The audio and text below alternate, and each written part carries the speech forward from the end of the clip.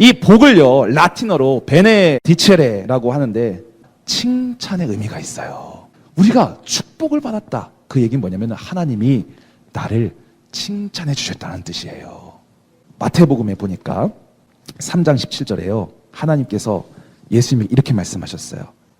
요단강에서 예수님이 세례를 받으실 때 하늘에서 하나님 음성이 들립니다. 이는 내 사랑하는 아들이요 내 기뻐하는 자라. 하나님이 예수님을 인정해 주시고 칭찬해 주셨습니다. 오늘 저와 여러분들을요 하나님께서 인정해 주시고 칭찬해 주신 줄 믿습니다.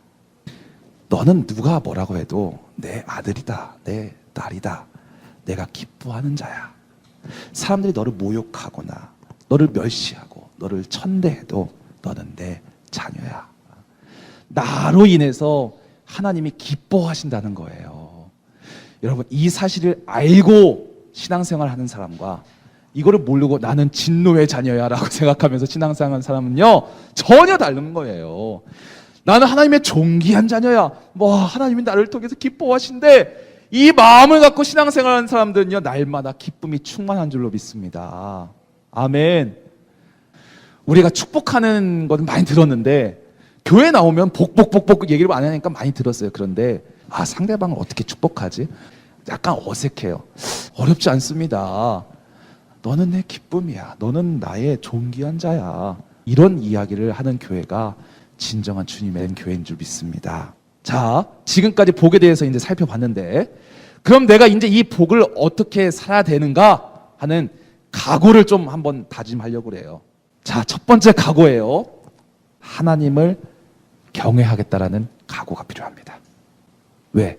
진정한 복은 누구한테 온다고 했어요? 하나님에게서 오기 때문에 그래요. 그 복을 주시는 하나님을 내가 경외해야 되겠죠. 그런 각오가 있어야 됩니다. 내가 무슨 일을 당해도 나는 여호와만을 경외하겠다. 여호와만을 사랑하겠다. 오늘 본문에 보면요. 여호와를 경외하는 자들에게 마치 노아의 심판 때 모든 백성이 죽었지만 여호와를 경외했던 노아와 그의 가족을 살려주셔서 하나님의 거룩한 계보를 잇게 하셨던 것처럼 여호와를 경외하는 자들에게 축복해 주시겠다는 말씀이 바로 오늘 이 본문의 말씀입니다. 두 번째 각오는요. 사랑으로 품어주는 거예요. 작은 일을 들춰내지 않고 품어주는 거예요. 뭐 때문에? 그가 예수를 믿어야 되기 때문에.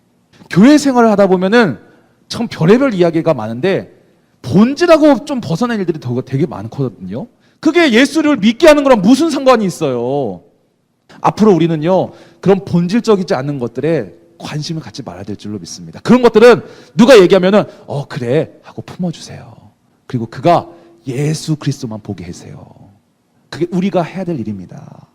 우리 교회에 죄인들이 많이 올 수 있도록 우리가 사랑으로 품어줘야 되는 겁니다. 그래야 그들이 예수를 믿을 거 아니겠어요. 예수님이 오늘 1월 24일 날 이 땅에 오셔가지고 설교를 하러 가십니다. 그럼 어디서 설교하실 것 같으세요? 큰 예배당이요? 아니면 이 작은 예배당이요? 둘 다 틀렸어요. 예수님 분명히 죄인들이 있는 곳에 가서 설교를 하실 거고요. 예수님 분명히 가난하고 헐벗은 자들에게 그들에게 복음을 전하실 줄로 믿습니다.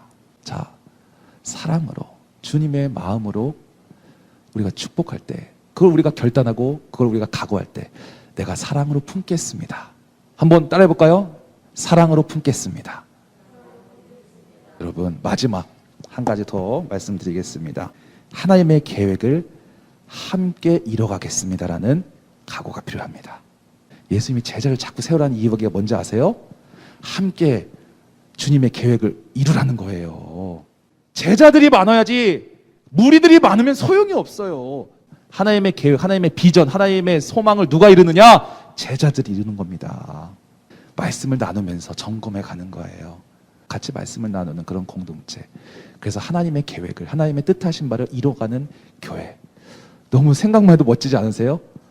우리가 어떤 각오를 하자고요? 첫 번째, 여호와를 경외합시다. 각오하는 거예요. 두 번째, 사랑으로 품읍시다. 세 번째, 하나님의 계획을 함께 이뤄갑시다.